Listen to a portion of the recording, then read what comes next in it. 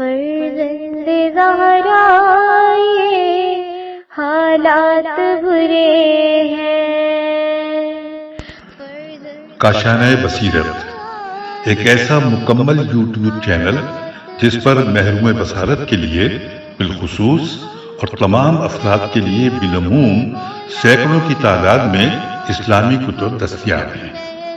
لہذا گزارش ہے کہ آپ اپنی ذمہ داری نبھاتے ہوئے کاشانۂ بصیرت کو سبسکرائب کرنے کے ساتھ ساتھ بیل آئیکن کو پریس کیجیے تاکہ آپ علم کے حصول کے ساتھ ساتھ مذہب اہل بیت کی اشاعت میں بھی اہم کردار ادا کرتے رہیں. کاشانۂ بصیرت. فرزند زہرا یہ حالات برے ہیں. بسم اللہ الرحمن الرحیم. السلام علیکم سامعین. کاشانۂ بصیرت کا یوٹیوب چینل اور میں سیمی زوار ہم کتاب پڑھنے کا آغاز کر رہے ہیں. اسلامی علوم کا تعارف. کتاب اسلامی علوم کے تعارف کے عنوان سے تو بہت ساری ہم کتابیں پڑھ رہے ہیں اور اپلوڈ ہو رہی ہیں، آپ لوگ سن رہے ہیں. اور جو آج جس عنوان کے تحت ہم پڑھنے کا آغاز کر رہے ہیں وہ ہے علم المنطق، اور مؤلف وہی ہیں آیت اللہ شہید استاد مرتضیٰ مطہری. آئیے اس کتاب کو پڑھنے کا آغاز کرتے ہیں. ساتھ ساتھ میں آغاز میں سب سے پہلے کچھ چیزیں آپ کی سماعتوں کی نظر کروں کہ اس میں کل 14 اسباق ہیں اور 103 صفحات ہیں. یہ ہم مل کر پڑھیں گے. اب آئیے ہم دیکھتے ہیں. سب سے پہلے جملہ حقوق محفوظ والا پیج پڑھتے ہیں، پھر آپ کو فہرست مضامین بتائیں گے. تو جی، پیشکش شہید مطہری فاؤنڈیشن پاکستان. نام کتاب علم المنطق. تالیف آیت اللہ شہید مرتضیٰ مطہری رحم اللہ علیہ. مترجم سید محمد عسکری. ترتیب نو قلب علی سیال. کمپوزنگ الحمد گرافکس لاہور فصل عباس سیال. ناشر محمد علی فاؤنڈیشن اسلام آباد. تاریخ اشاعت 2017 عیسوی. طبع اول. اور ملنے کا پتہ محمد علی بک ایجنسی اسلام آباد. فون 0333 5234 آئیے اب پڑھتے ہیں عرض ناشر. قارئین کرام، السلام علیکم ورحمۃ اللہ وبرکاتہ. اگرچہ محمد علی فاؤنڈیشن کو پروان چڑھے ہوئے بھی اتنا زیادہ عرصہ نہیں ہوا ہے، مگر ادارہ پبلشنگ کے میدان میں اپنی نوخیزیت کو بہت پیچھے چھوڑ چکا ہے. ادارے کے پلیٹ فارم سے توحید، مفضل، قصص الانبیاء، آثار امام خمینی اور رہبر معظم کی متعدد کتب کی اشاعت ہو چکی ہے اور عوام الناس ان کتابوں سے مستفید ہو رہے ہیں. اب محمد علی فاؤنڈیشن نے استاد شہید مرتضیٰ مطہری کی خدمات کے اعتراف اور نوجوان نسل کو ان کے علمی مقام و مرتبے سے روشناس کرانے کے لیے شہید مطہری کے آثار کی اشاعت کا سلسلہ شروع کیا ہے. اور ہمیں امید ہے کہ صاحبان علم و تحقیق اور الہی معارف کے تشنہ لب جوانوں کی پیاس بجھانے کے لیے یہ مختصر کاوش مفید ہوگی. محمد علی فاؤنڈیشن اسلام آباد. اور اب آئیے فہرست مضامین کی طرف ایک نظر ڈالتے ہیں اور آپ کو بتاتے ہیں کہ کون سا سبق کس صفحے پر ہے. سب سے پہلے ہے سبق نمبر 1 علم منطق صفحہ 8. منطق کی تعریف پیج 9. منطق کا فائدہ پیج 10. ذہن کی خطا پیج 11. سبق نمبر 2 منطق کا موضوع پیج 13. اور اس کے بعد لکھا ہے کہ یہاں 2 نظریے ہیں پیج 15. سبق نمبر 2 دوبارہ لکھا ہے، پہلے لکھا ہے یہاں 2 نظریے ہیں، وہ پیج 15 پہ پڑھیں گے. اس کے بعد دوبارہ لکھا ہے سبق نمبر 2 تصور و تصدیق پیج 17. علم و ادراک پیج 17. ضروری و نظری پیج 20. سبق نمبر 3 کلی و جزی پیج 22. نسب اربعہ پیج 23.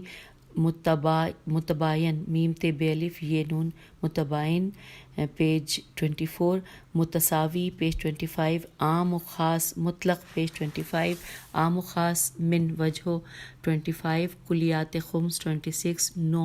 نون واو عین نو یا نو، اس کو پڑھنے میں ہمیشہ مجھے تھوڑی سی ادائیگی مشکل ہوتی ہے، حالانکہ آسان سا ہے. پیج 27. جنس 27. فصل 28. عرض عام 28.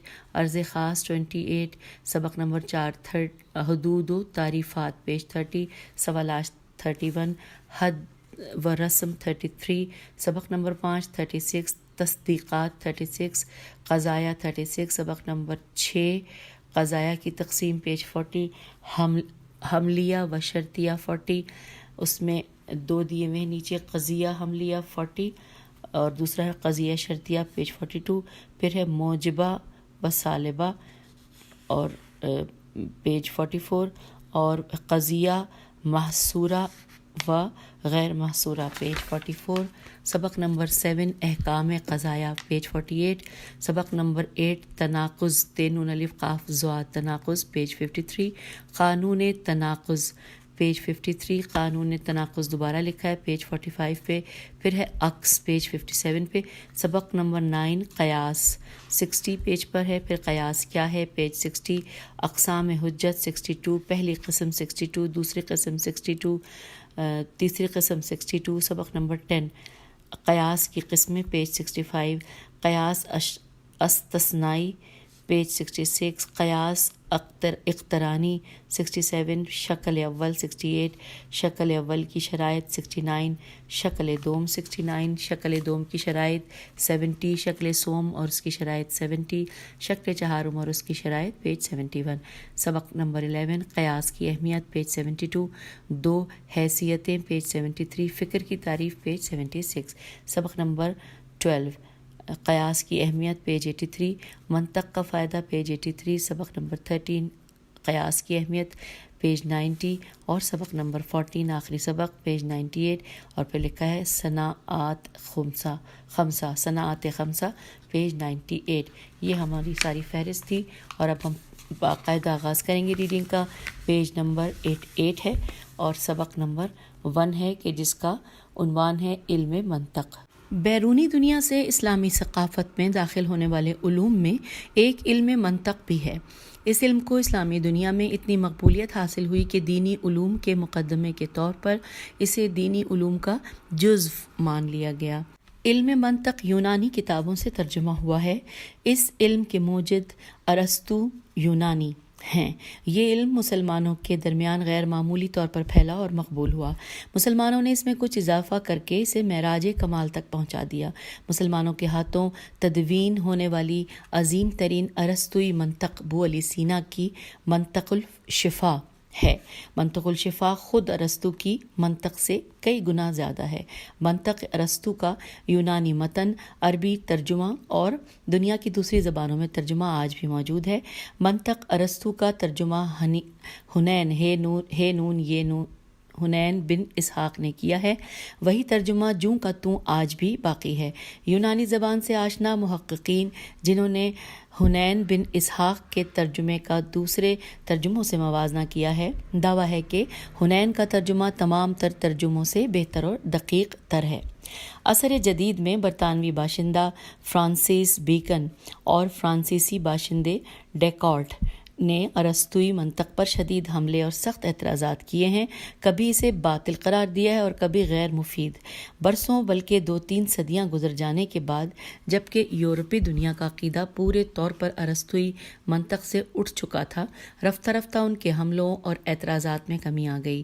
ہمارا فریضہ ہے کہ کچھ لوگوں کی طرح آنکھ بند کر کے ارسطوئی منطق کو تسلیم نہ کر لیں اور نہ ہی بعض افراد کی مانند سوچے سمجھے بغیر اسے تنقید و اعتراض کا نشانہ بنائیں، بلکہ تحقیق و جستجو کریں اور یہ سمجھنے کی کوشش کریں کہ ارسطوئی منطق اپنے لیے جس قدر و قیمت کی قائل ہے وہ کس پائے کی ہے۔ اس کے لیے ضروری ہے کہ پہلے اس کی تعریف اور پھر اس کی غرض و غایت اور فائدہ بیان کیا جائے تاکہ اس کی قدر و قیمت نمایاں ہو سکے۔ ہم باب قیاس میں ارسطوئی منطق پر اعتراضات کا جائزہ لیں گے اور اس پر تبصرہ کرتے ہوئے اپنا آخری فیصلہ سنائیں گے۔ اگلی ہیڈنگ ہے سامعین منطق کی تعریف۔ لکھا ہے منطق صحیح سوچنے کا قانون ہے، یعنی منطق قواعد و قوانین کی حیثیت کسوٹی اور معیار کی ہے کہ ہم جب کبھی کسی علمی یا فلسفی موضوع کے سلسلے میں غور و فکر اور استدلال کرنا چاہیں تو اسے اسی کسوٹی پر پرکھیں، اسی میزان میں تولیں، غلط نتائج سے دوچار نہ ہوں۔ جس طرح معمار ساحل کے ذریعے اندازہ لگاتا ہے کہ اس کی تعمیر کردہ دیوار کج ہے یا سیدھی، زمین ہموار ہے یا نیچی اونچی، اسی طرح عالم اور فلسفی منطق کے ذریعے اپنی فکر کی صحت و سقم سین قاف میم سقم کا پتہ لگاتا ہے۔ اسی لیے منطق کی تعریف میں کہتے ہیں کہ منطق قاعدہ و قانون کا ایسا آلہ ہے جس کی رعایت ذہن کو فکری خطاؤں سے محفوظ رکھتی ہے۔ اور اب آئیے اگلی ہیڈنگ، منطق کا فائدہ۔ لکھا ہے منطق کی تعریف سے اس کا فائدہ بھی ظاہر ہو جاتا ہے۔ منطق کا فائدہ فکری خطاؤں سے ذہن کی حفاظت ہے، لیکن اس تعریف سے یہ معلوم نہ ہو سکا کہ منطق فکری لغزشوں سے کس طرح بچاتی ہے۔ اس کی کامل وضاحت کے لیے ضروری ہے کہ ہم پہلے منطقی مسائل کو بطور اجمالی ہی صحیح سمجھ چکے ہوں، پھر بھی ہم اس سلسلے میں اجمالی طور پر کچھ بیان کیے دیتے ہیں۔ یہاں فکر کی تعریف کر دینا ضروری ہے، کیونکہ جب تک منطقی مفہوم کے مطابق فکر کی وضاحت نہ ہو جائے، فکر کے لیے علم منطق کا کسوٹی ہونا اور اس کے ذریعے فکر کی لغزشوں کی نشاندہی کا عمل واضح نہ ہو سکے گا۔ فکر جدید معلومات حاصل کرنے نیز مجہول کو معلوم میں تبدیل کرنے کے لیے چند معلومات کو آپس میں مربوط کرنے کا نام ہے۔ در حقیقت فکر ایک مجہول مقصود سے معلوم مقدمات کی جانب سفر اور پھر ان معلوم مقدمات سے مجہول مقصود کی طرف سفر ہے، تاکہ اس مجہول مقصود کو معلوم میں تبدیل کر سکیں۔ اسی لیے فکر کی تعریف میں کبھی کہتے ہیں کہ ترتیب امور معلومت لتحصیل امر مجہول، اور کبھی کہتے ہیں کہ ملاحظت المعقول لتحصیل المجہول۔ اور اس طرح سے لکھا ہے کہ ذہن جب فکر کرتا ہے اور اپنی معلومات کی آزمائش سے کبھی مجہول کو معلوم میں بدلنا چاہتا ہے تو اس کے لیے ضروری ہے کہ ان معلومات کو ایک مخصوص طریقے سے منظم کرے، یعنی ذہن میں موجود معلومات صرف اسی وقت کسی نتیجے پر پہنچ سکتی ہیں جب انہیں ایک مخصوص شکل و صورت میں پیش کیا جائے۔ منطق اسی شکل و صورت اور اس کی تنظیم کے قواعد و قوانین کو بیان کرتی ہے۔ منطق ہمیں بتاتی ہے کہ ذہن میں موجود معلومات صرف اسی وقت نتیجہ خیز واقع ہو سکتی ہیں کہ جب ان کی تشکیل منطقی اصول و قوانین کی بنیاد پر ہوئی ہیں۔ بنیادی طور پر فکر کرنے کا عمل معلومات کو منظم کرنے اور جدید چیزوں کے انکشاف کے لیے ان معلومات کو بنیاد قرار دینے کے سوا کچھ نہیں ہے۔ لہٰذا جب ہم کہتے ہیں کہ منطق صحیح فکر کرنے کا قانون ہے اور فکر کی تعریف ان الفاظ میں کرتے ہیں کہ فکر مقدمات سے نتائج کی طرف سفر کا نام ہے، تو اس سے نتیجہ یہ نکلتا ہے کہ منطق کا کام ذہن کی حرکت کرنے کے قوانین کی نشاندہی ہے۔ ذہن کے صحیح فکر کرنے کا مطلب انہی معلومات کو صحیح شکل و صورت میں منظم کرنے کے سوا کچھ بھی نہیں ہے۔ پس منطق کا کام یہ ہے کہ فکر کرتے وقت ذہن کی حرکت کو اپنے کنٹرول میں رکھے۔ اگلی ہیڈنگ ہے ذہن کی خطا۔ ذہن جس وقت فکر کرتا ہے کچھ امور کو کسی امر کے لیے مقدمہ قرار دیتا ہے۔ ممکن ہے صحیح عمل کرے اور ممکن ہے خطا و لغزش سے دوچار ہو۔ سبب لغزش ان دو چیزوں میں سے کوئی ایک چیز ہوتی ہے۔ نمبر 1، جو اس جملے کو دوبارہ پڑھتے ہیں کہ سبب لغزش ان دو چیزوں میں، ان نہیں بلکہ ان دو چیزوں میں سے کوئی ایک چیز ہوتی ہے۔ نمبر 1 کہ جن مقدمات کو اس نے بنیاد قرار دیا اور معلوم سمجھا ہے وہ غلط ہوں، یعنی جو مقدمات ہمارے استدلال کا مصالحہ ہیں وہی خراب ہوں۔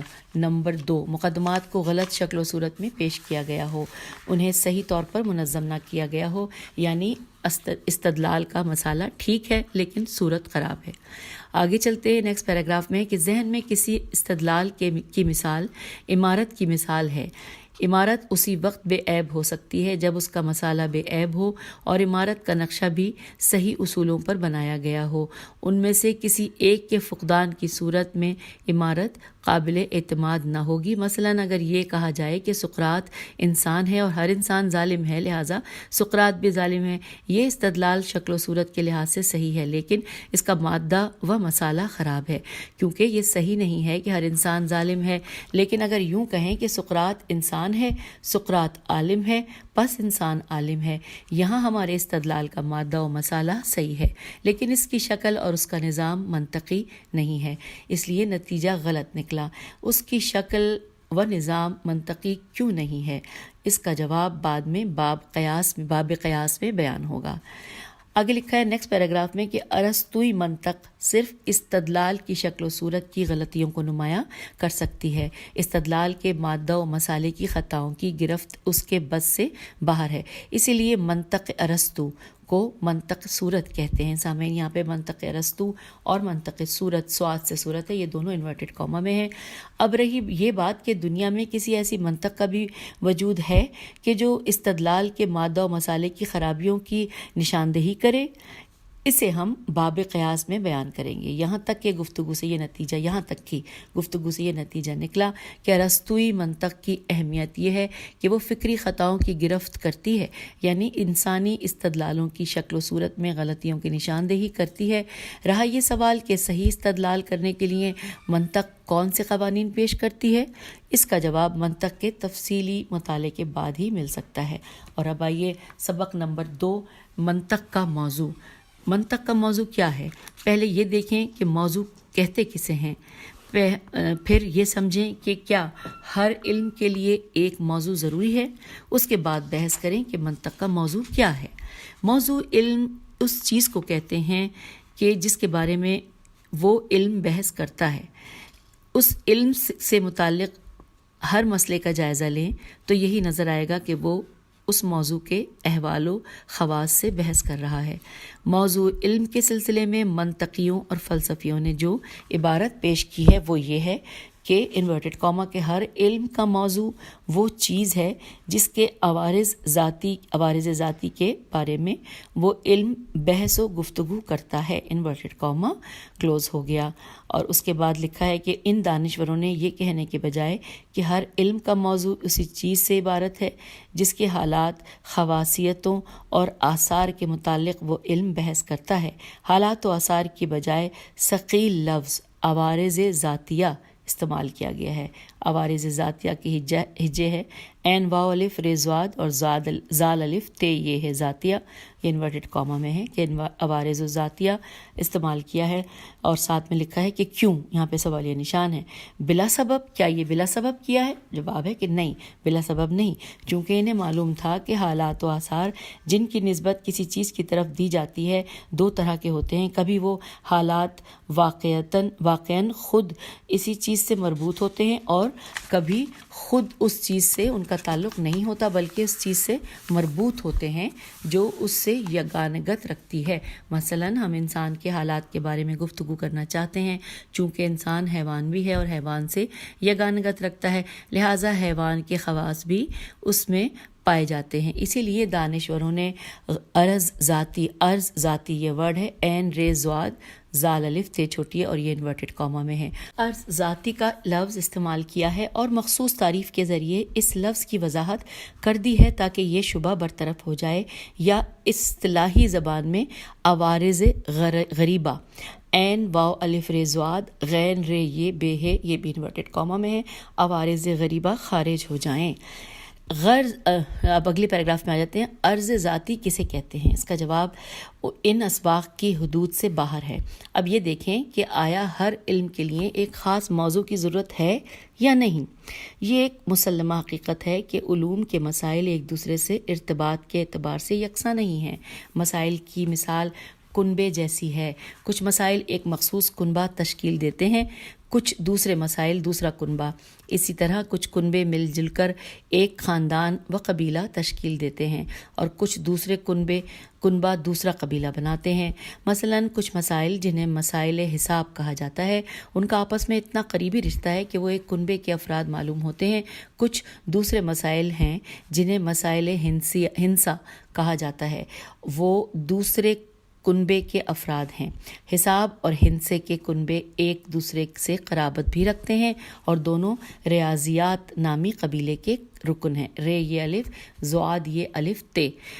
بس اتنا مسلم ہے کہ علمی مسائل کے درمیان ایک طرح کا ارتباط موجود ہے. دیکھنا یہ ہے کہ ان روابط کا سرچشمہ کیا ہے. مسائل حساب میں اتنی قربت کیسے پیدا ہو گئی کہ ایک کنبے کی شکل اختیار کر گئے اور ان سب کا ایک نام رکھ دیا گیا اور انہیں مستقل علم مان لیا گیا. یہاں پر سوالیہ نشان ہے کہ انہیں کیا مستقل علم مان لیا گیا ہے. اب یہاں پر آ گیا ہے کہ لکھا ہے صفحہ نمبر 15 پر ہم آئے ہیں اور لکھا ہے کہ یہاں 2 نظریے ہیں. یہ ہیڈنگ ہے. نظریہ نمبر 1 یہ ہے کہ سبب یہ ہے کہ ہر علم کے مسائل ایک خاص اور معین حقیقت کے طور کے محور پر بحث کرتے ہیں۔ مثلا مسائل حساب کے ایک کنبے سے ہونے کا سبب یہ ہے کہ یہ تمام مسائل عدد اور خواص عدد سے تعلق رکھتے ہیں۔ مسائل ہندسہ کے ہم کنبہ و قرابت دار ہونے کی وجہ یہ ہے کہ وہ مقدار سے وابستہ ہیں۔ مقدار میم قاف دال الف ر مقدار سے وابستہ ہیں۔ پس جو چیز مسائل علوم کو ایک دوسرے سے مرتبط میم ر تے بے توئے کرتی ہے وہ وہی چیز ہے جس کے بارے میں اس علم کے درمیان قرابت و ارتباط بھی نہ ہوتا۔ حساب کا ایک مسئلہ اس کے دوسرے مسئلے سے وہی رابطہ ہے جو طب یا کیمسٹری کے مسئلے سے رکھتا ہے۔ لہٰذا ہر علم ایک موضوع میم واو زواد واو عین موضوع کا محتاج ہے۔ علوم کا ایک دوسرے سے امتیاز ان کے موضوعات کے امتیاز کا نتیجہ ہے۔ دوسرے نمبر پہ نظریہ لکھا ہے کہ دوسرا نظریہ یہ ہے کہ مسائل علوم کے آپس کے تعلقات کا سرچشمہ وہ آثار و فوائد ہیں جو ان مسائل سے حاصل ہوتے ہیں۔ فرض کیجئے کہ کچھ مسائل ایسے ہوں جو کسی خاص موضوع سے مربوط نہ ہوں، ہر ایک کا موضوع الگ ہو، اگر وہ مسائل فائدہ اثر اور غرض کے لحاظ سے جس کی وجہ سے ان مسائل کو سیکھنے کی ضرورت پیش آئی متحد و مشترک ہوں تو انہیں آپس میں قرابت دار اور ایک کنبے کا رکن بنانے کے لیے کافی ہے، اور یہی اتحاد و اشتراک ان مسائل کو دیگر علوم کے مسائل سے ممتاز بھی کر دیتا ہے۔ اب آگے چلتے ہیں، اگلے پیراگراف میں ہے کہ لیکن یہ نظریہ صحیح نہیں ہے۔ اگر کچھ مسائل اثر فائدہ اور غرض و غایت کے لحاظ سے متحد ہوتے ہیں تو اس کا سبب ان مسائل کی آپس میں ذاتی شباہت ہے، اور ان مسائل کی ذاتی شباہت کی وجہ یہ ہے کہ وہ تمام مسائل ایک خاص موضوع کے حالات و عوارض عین واو الف ر زواد عوارض سے تعلق رکھتے ہیں۔ اب ہمیں یہ سمجھنا ہے کہ علم منطق کا موضوع کیا ہے اور علم منطق کس موضوع سے بحث کرتا ہے، یہ سوالیہ نشان ہے۔ اور اس کے آگے لکھا ہے کہ موضوع علم منطق معرف و حجت ہے، میم عین ریف معرف و حجت ہے جیم تے، یہ انورٹڈ کاما میں ورڈ ہے، معرف و حجت ہے، یعنی منطقی مسائل معرفوں یعنی تعریفوں سے بحث کرتے ہیں یا حجتوں یعنی استدلال سے۔ فی الحال اتنا ہی جان لینا کافی ہے۔ ہر علم میں مجموعی طور پر دو کام انجام پاتے ہیں۔ پہلا، کچھ چیزوں کی تعریف بیان کی جاتی ہے، دوسرا کچھ احکام کو ثابت کرنے کے لیے استدلال کیا جاتا ہے اور اس کے بارے میں دلیل پیش کی جاتی ہے۔ یہ دو کام تمام علوم میں انجام پاتے ہیں۔ علم منطق ہمیں صحیح تعریف اور صحیح استدلال کا طریقہ سکھاتا ہے۔ آئندہ اسباق میں معروف و حجت کو جو علم منطق کا موضوع ہیں بہتر طور پر پہچان سکیں گے۔ سامعین، یہاں پہ سبق نمبر 1 مکمل ہوا اور اب پڑھتے ہیں سبق نمبر 2 کہ جس کا عنوان ہے تصور و تصدیق، اور صفحہ نمبر 17 ہے کتاب کا۔ لکھا ہے اسلامی منتقین ہجے کرتی ہوں میم نون توئے قاف یہ نون منتقین علم منطق میں اپنی بحث کا آغاز علم اور ادراک یہ دونوں انورٹڈ کاما میں ہیں اس کی تعریف سے کرتے ہیں، اور پھر اسے تصور و تصدیق یہ بھی انورٹڈ کاما میں الگ الگ ہے، تصور و تصدیق دو قسموں میں تقسیم کر کے مجموعی طور پر منطق کو 2 حصوں میں بیان کرتے ہیں، حصہ تصورات اور حصہ تصدیقات۔ منطقیوں کی نظر میں تصور و تصدیق کی بھی 2 قسمیں ہیں، پہلی ضروری یا بدیہی، دوسری نظری یا اکتسابی، الف کاف تے سین الف بے چھوٹی ہے۔ پھر لکھا ہے کہ تفکر و استدلال کا عمل، جس کے متعلق ارسطوئی منطق کا دعویٰ ہے کہ وہ اس کی صحت کے قوانین بیان کرتی ہے، اس طرح انجام پاتا ہے کہ ذہن ضروری و بدیہی تصورات کے ذریعے نظری و اکتسابی تصورات حاصل کرتا ہے، اور اکثر ان اکتسابی تصورات کو کچھ دوسرے نظری و اکتسابی تصدیقات کے انکشاف کا ذریعہ بناتا ہے، اور خود انہیں بھی اپنے مقام پر کچھ دوسرے تصدیقات کے حصول کا وسیلہ قرار دیتا ہے۔ لہٰذا ہر بحث سے پہلے علم و ادراک اور پھر تصور و تصدیق نیز ضروری و بدیہی کی تعریف بیان کر دینی چاہیے۔ اب اگلی ہیڈنگ یہاں پر آئی ہوئی ہے علم و ادراک۔ آئیے ہم پڑھتے ہیں اس کے بارے میں. لکھا ہے انسان اپنے وجود میں ایک حالت کو محسوس کرتا ہے جسے علم، ادراک، دانائی یا معرفت وغیرہ کا نام دیتا ہے. علم و ادراک کا مقابل جہل و ناآگاہی ہے. ہم جب کسی ایسے شخص کو دیکھتے ہیں کہ جسے پہلے نہیں دیکھا، یا کسی ایسے شہر کی سیر کرتے ہیں جہاں پہلے کبھی نہیں گئے ہیں، تو اس وقت ہمیں محسوس ہوتا ہے کہ ہمارے وجود میں ہمارے ساتھ ایک ایسی چیز موجود ہے جو پہلے نہ تھی، اور وہ چیز عبارت ہے اس شخص یا اس شہر کی تصویر یا تصویروں سے. ہماری وہ پہلی حالت جو منفی تھی، جس میں یہ تصویریں موجود نہ تھیں، جہل کہلاتی ہے. اور دوسری حالت جو مثبت ہے، جس میں کچھ تصویریں موجود ہیں، اور یہ تصویریں ہمیں ان اشیاء سے آشنا کرتی ہیں جنہیں خارجی واقعات کے نام سے یاد کیا جاتا ہے. یہ حالت علم یا ادراک کہلاتی ہے. جس طرح اجسام پر نقش اور تصویریں ابھرتی ہیں اور اس میں ان نقوش کو قبول کرنے کی صلاحیت پائی جاتی ہے، کچھ ایسی ہی حالت ہمارے ذہن کی ہے.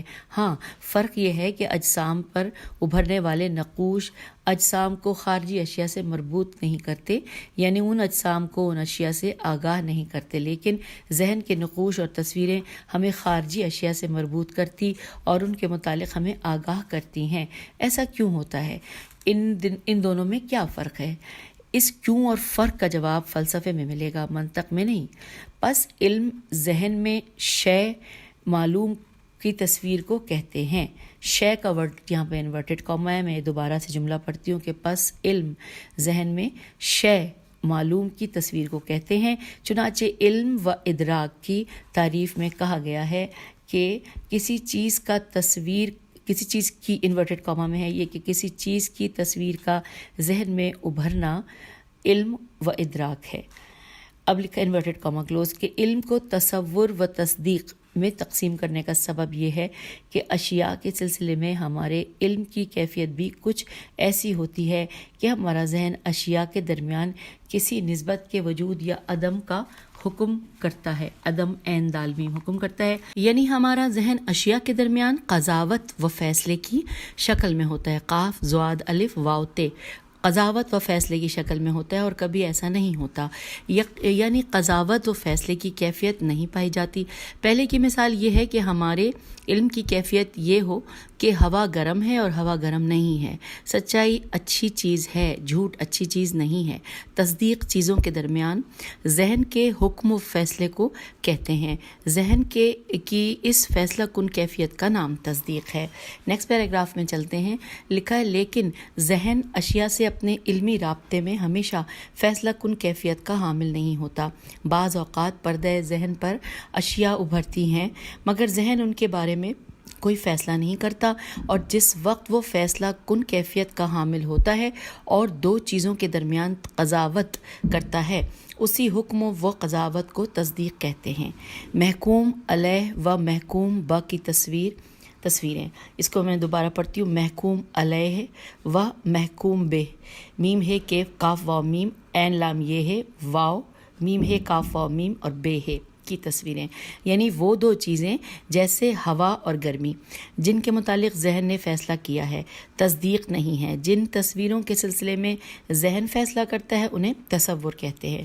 چنانچہ جب ہم اپنے ذہن میں فیصلہ کرتے ہیں کہ ہوا گرم ہے تو یہ حکم و فیصلے تصدیق ہے، حکم و فیصلہ تصدیق ہے، لیکن ہوا اور گرمی کی ذہنی تصویر تصور ہے.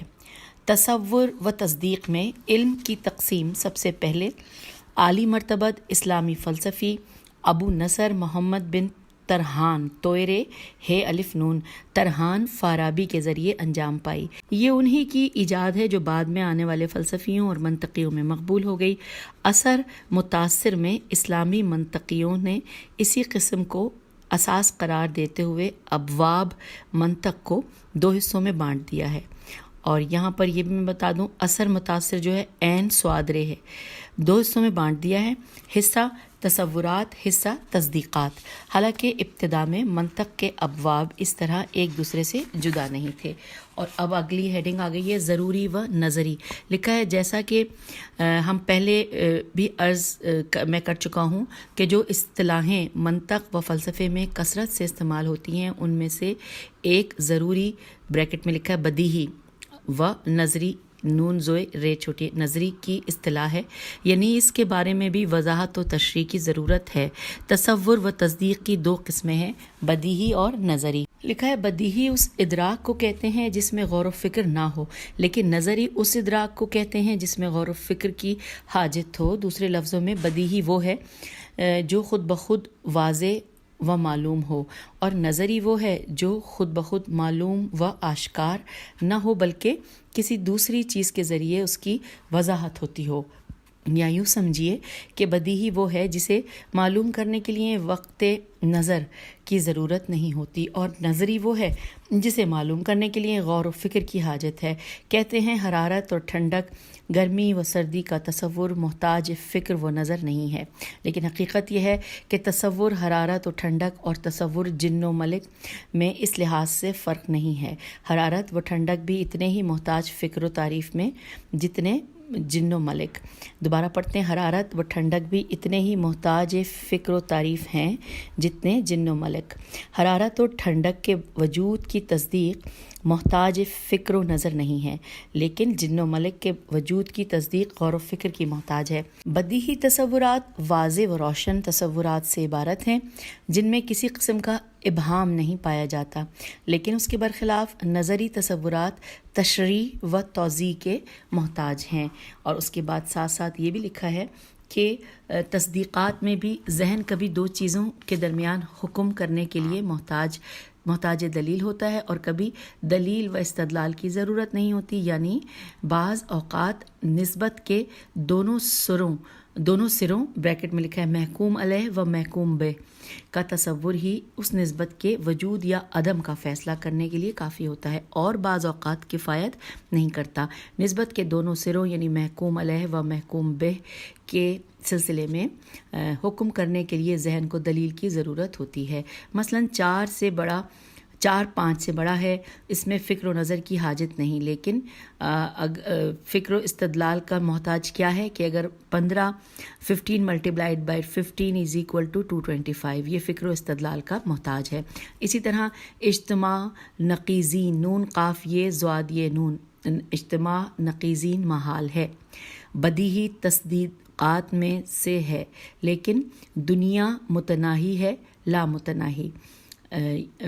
دوبارہ پڑھ لوں گی، تصدیق نظری ہے۔ اس جملے کو دوبارہ پڑھتے ہیں کہ اسی طرح اجتماع تقیزین محال ہے۔ یہ جو اجتماع تقیزین محال، یہ پورا ورڈ جو ہے یعنی یہ پورا جملہ کہہ لیجئے، یہ انورٹڈ کاما میں ہے، اس کے بعد لکھا ہے بدیہی تصدیقات میں سے ہے، لیکن اب جو اگلا ورڈ ہے، یہ جو نام میں پڑھ رہی ہوں، یہ پورا حصہ انورٹڈ کاما میں ہے کہ لیکن دنیا متناہی ہے لا متناہی، یہ بھی انورٹڈ کاما میں لکھا ہے، تصدیق نظری ہے۔